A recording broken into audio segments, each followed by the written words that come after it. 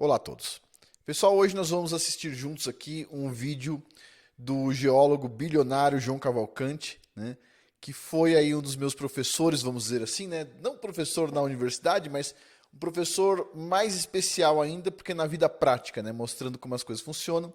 E o que vocês vão ouvir aqui é um pouquinho do que eu já ouvi muito, né? E eu ouvi muito mais do que isso, obviamente, né? E assim, dá para aprender muita coisa aqui. E eu vou fazer alguns comentários a mais, né? E assim, puxa vida, para mim é um momento especial aqui fazer aí reagindo aí ao João Cavalcante, principalmente porque esse cara ele é top demais. E para quem não sabe, deixa eu colocar uma foto aqui, olha só, bem aqui. Aí em cima apareceu uma foto, como vocês estão vendo, certo? Aquele cara de chapéu amarelo ali sou eu, né? O cara de cabelo branco e camisa preta é o João, né? E nesse caso aí, esse time aí está em cima de uma das maiores reservas de ferro do Brasil, né? Que foi encontrada pelo João Carlos Cavalcante, que, puxa vida, é um cara top. Para vocês terem uma ideia, teve uma universidade americana que fez uma pesquisa para ver quem eram os geólogos que encontravam mais jazidas no mundo. E o João Cavalcante ficou, se eu não me engano, foi em segundo ou terceiro lugar, né? O primeiro lugar foi um cara de petróleo. Petróleo é mais fácil de encontrar, né?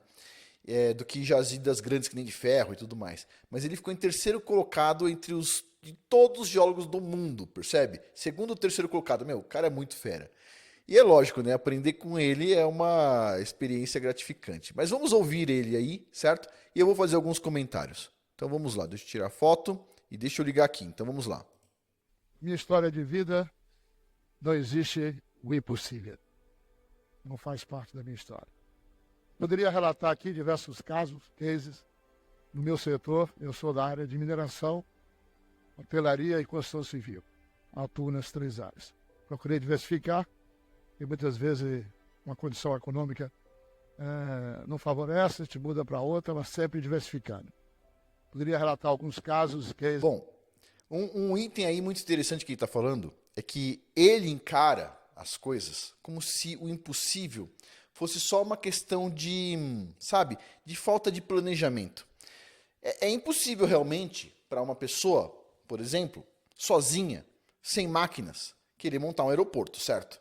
Mas, se ela planejar, colocar as empresas certas, colocar o equipamento certo, é possível, né? E vocês vão ver muito disso nessa palestra, é muito interessante. Sim, na vida desse cara não existe o impossível. Vocês veem, um cara que basicamente saiu do sertão da Bahia, certo? Do semiárido da Bahia, e chegou à posição de um dos geólogos mais importantes do mundo, certo? Investiu em hotelaria, investiu na parte de construção civil, muita coisa. Então, assim, é uma pessoa que tem uma experiência muito vasta, muito interessante. Vamos continuar ouvindo. Que a gente realmente revolucionou a geologia e a mineração brasileira. Mas eu preferia, nessa oportunidade, passar uma mensagem a vocês todos aqui presentes, de fatos muito mais relevantes, na minha opinião, que ajudarão vocês, talvez, a contribuir para que vocês atinjam os seus objetivos e superem o que se chama impossível. O que falta à humanidade, a maioria dos seres humanos, é a consciência de que você não é apenas uma massa de carne, que você apenas não é um cérebro pensante. Vocês ouviram isso?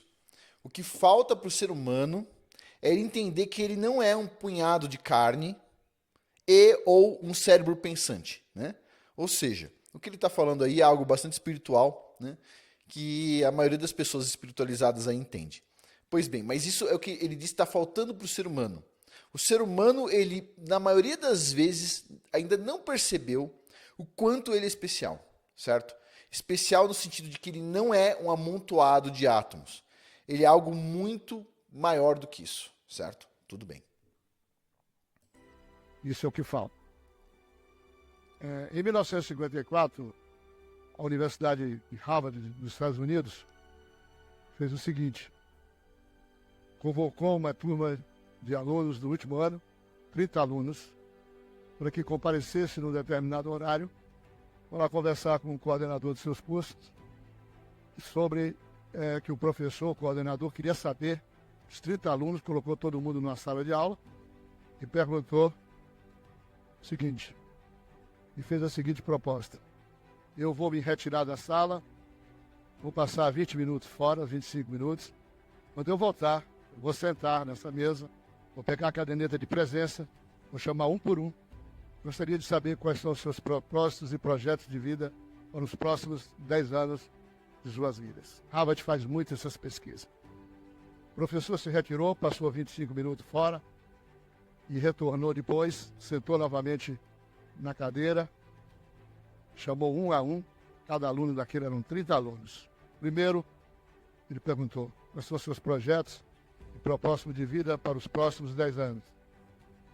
Não sei, professor, estou pensando, vou conversar com a minha namorada, vou falar com a minha noiva, não sei ainda o que eu penso em fazer nos próximos 10 anos. O segundo aluno falou, pretendia implantar um sistema de implementação de farmácia, de distribuição de remédio, laboratório. E aí prosseguiu-se praticamente a tarde toda, ouvindo por um. Dos 30 alunos que foram convidados para fazer parte desse inquérito, apenas quatro dos 30 apresentaram ao professor, ao coordenador do curso, seus propósitos e projetos de vida por escrito. Resultado. 10 anos depois, a Universidade de Harvard convida novamente a uma pesquisa desses 30 alunos, dos quais apenas 4 apresentaram projetos e propósitos de vida por escrito, no papel. Resultado. Dos 30, apenas os 4 atingiram sucesso profissional, sucesso empresarial. É importantíssimo a gente entender que quando a gente pensa, a gente emite uma corrente eletromagnética com uma determinada intensidade. Quando a gente fala, a corrente eletromagnética é mais forte ainda. Quando a gente escreve, coloca seus projetos e planos no papel, o universo, o cosmos, aceita aquilo como verdade e vai contribuir direta e indiretamente para que seus sonhos se tornem realidade, para que o impossível possa ser afastado dos seus caminhos numa sociedade extremamente cruel. Pessoal, então vamos lá. Primeira coisa, é fundamental, se você quer ter sucesso, escrever o que você quer no papel, ok? É fundamental. Então vamos supor assim, é lógico, você precisa falar. Não adianta pensar só, você precisa falar e você precisa pôr no papel. Se você também coloca no papel, mas você não tem coragem de falar para os outros, você acha que é absurdo demais para os outros ouvirem, você não está no bom caminho. Você tem que sim pensar, sim, gerar uma corrente pequenininha, essa corrente vai impulsionar o próximo, que é, você tem que falar, mas você tem que pôr no papel. Você tem uma meta, põe no papel. Eu tenho metas escritas há quanto tempo, pessoal? Quanto papel tenho com metas escritas e tudo mais? É importante pra caramba, ok? Continuando aqui. Numa sociedade onde a busca pela perfeição fatores e a busca pelas oportunidades são realmente temerários. Então, apenas 4 dos 30 apresentaram seus propósitos e projetos de vida.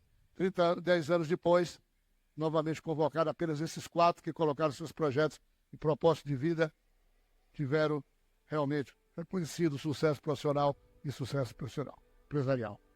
Aos 9 anos de idade, eu, era uma pequena cidade do semiárido baiano, eu já sabia que eu queria ser da vida. Eu já tinha propósitos definidos. Eu já desenhava e colocava no papel todos os meus projetos, todos os meus ideais. Frequentava as sessões de cinema para aprender a gostar do que é bom, do que é belo, do que é bonito. Gosto do que é belo, gosto da beleza, gosto de admirar a natureza, gosto de admirar uma carroceria de um carro. Recentemente fui convidado pelo Paolo Pininfarina, presidente do grupo Pininfarina, que são os projetistas da Ferrari, os caras que desenham os carros da Ferrari, das Maserati, para conhecê-lo. Ele mandou me convidar. Ferrari me fez o convite, eu sou proprietário de Ferrari, gosto do que é bonito, do que é belo, gosto de admirar a natureza também.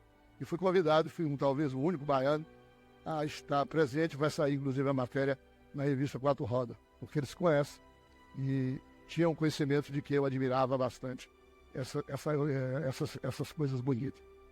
Então, se você não colocar seus projetos e propósitos de vida bem determinados, continuarão a fazer parte de uma massa onde as alegrias são efêmeras e as tristezas são quase que constantes.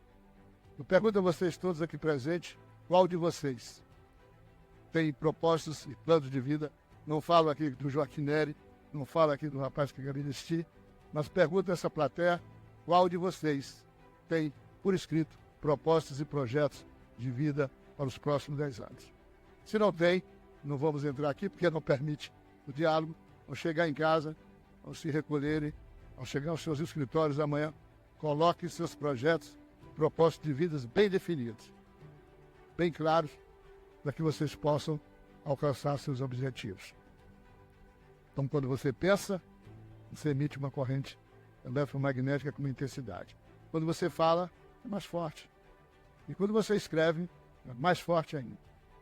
Então, são essas 3 coisas fundamentais para o desenvolvimento. Então, eu vou abordar mais esse lado, tentar passar isso para vocês, que eu gostaria, toda a humanidade, eu gostaria que todo baiano, que todo brasileiro tivesse melhores condições de vida.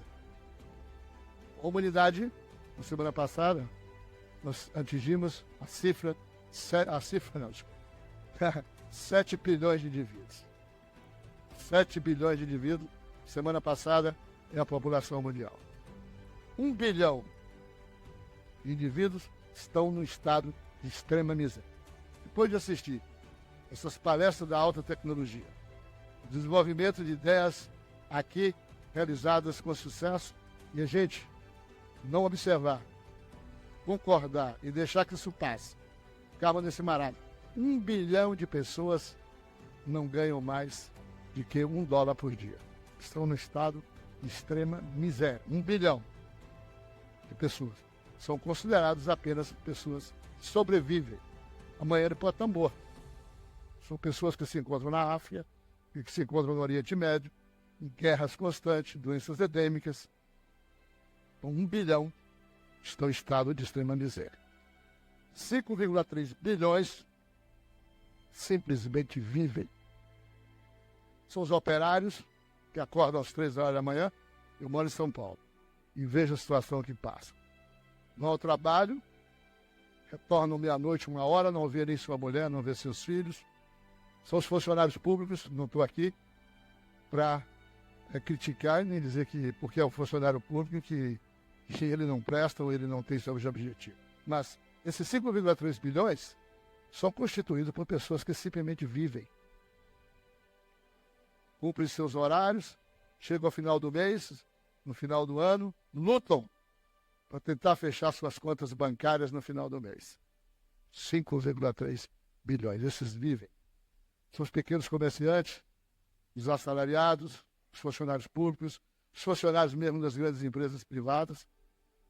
Eu não tenho medo de falar.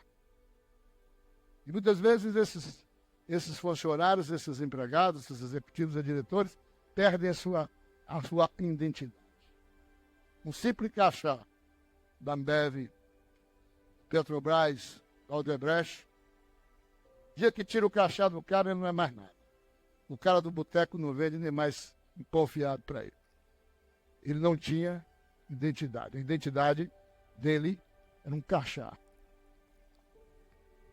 Então, 1 bilhão na miséria, 5 sobrevivendo, 5,3 bilhões apenas, eu diria, levando a vida numa maré, do vai e volta, 1 hora boa, 1 hora ruim, e apenas 700 mil pessoas. Isso é uma vergonha. Apenas 700 mil pessoas. Quem está falando isso aí são os grandes bancos de investimentos que recebem os relatórios. O Banco Mundial, os grandes bancos americanos, JP Morgan, o Merrill Lynch, eu recebo os relatórios. Apenas 700 mil pessoas. Não chega a grande Feira de Santana. Apenas 700 mil pessoas têm nas suas contas bancárias $1 milhão livre para ser utilizado sem contar os seus patrimônios. Apenas 700 mil pessoas. O que vocês pretendem ser nos próximos anos?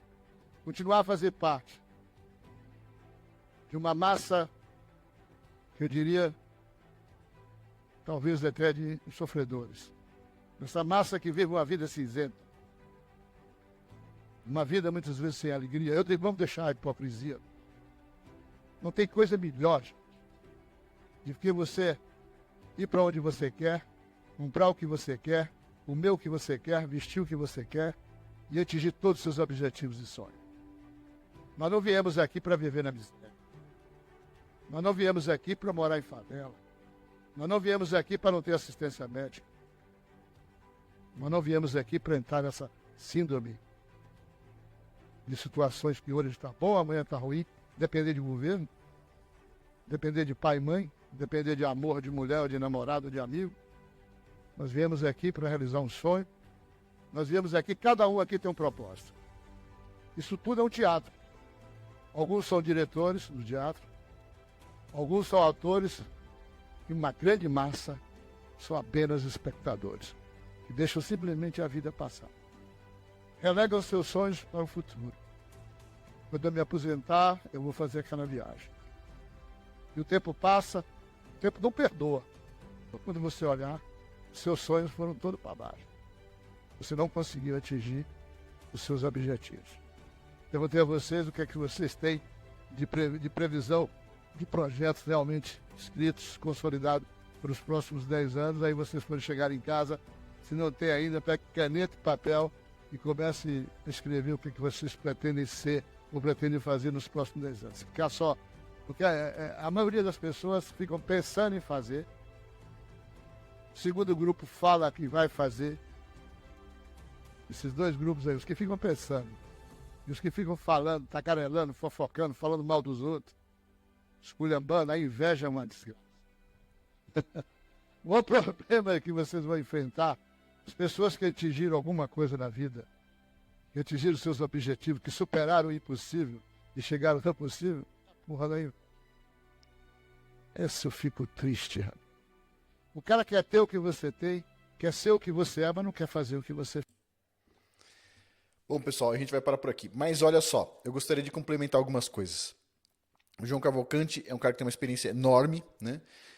Tive o prazer de ter várias reuniões com o João Cavalcante, né? E tive o prazer de ir em Caetité, na Bahia, junto com ele, para ver a jazida de ferro que ele encontrou, que é basicamente uma das maiores do Brasil e uma das maiores do mundo, que é um achado fantástico, né? Que mudou a mineração na Bahia.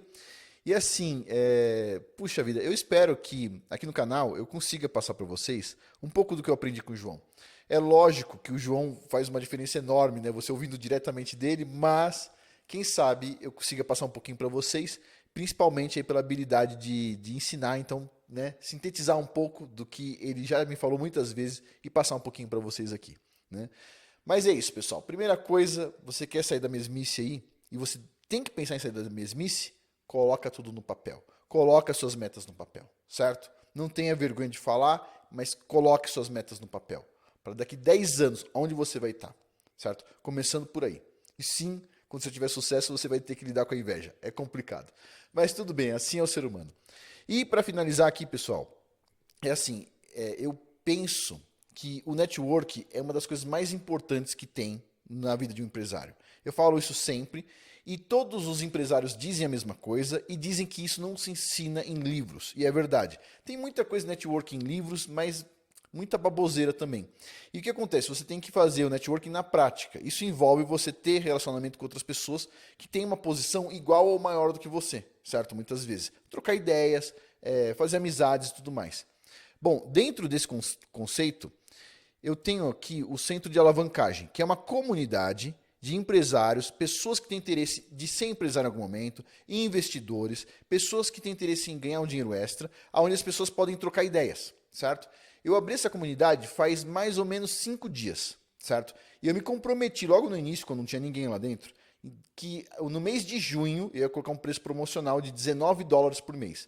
O valor final que vai chegar é $48 por mês, essa é a minha meta, certo? Tenho escrito ela, inclusive. Então, o que eu vou fazer? Vou aumentar um pouquinho por mês, certo? $5 por mês, mais ou menos, ou 10, não tenho certeza ainda. até chegar no $48, mais ou menos, certo? Pois bem, por enquanto está $19 por mês. Essa promoção, $19 por mês, é válida no mês de junho, que já está acabando, a gente já passou da metade, certo?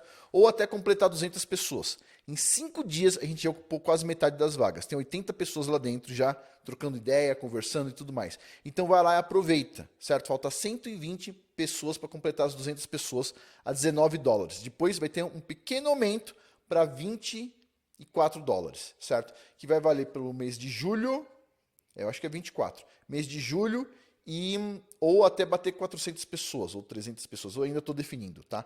Mas 200 pessoas é garantido que é $19 por mês. Se você assistir esse vídeo muito depois, obviamente vai estar um pouquinho maior. Vale a pena? Vale super a pena, certo? Imagina só, para fazer networking, você vai gastar o quê? Em geral, você vai ter que ir no restaurante, eventualmente vai ter que pagar conta, certo?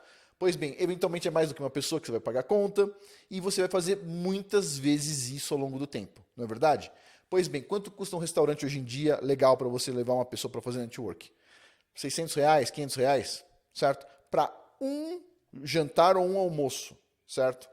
Pois bem, se você for tomar um vinho bom, talvez seja um pouco mais caro, mas R$500, R$600, no centro de alavancagem você paga mais ou menos aí, ó, $19, dá uns cento e poucos reais, R$100, certo?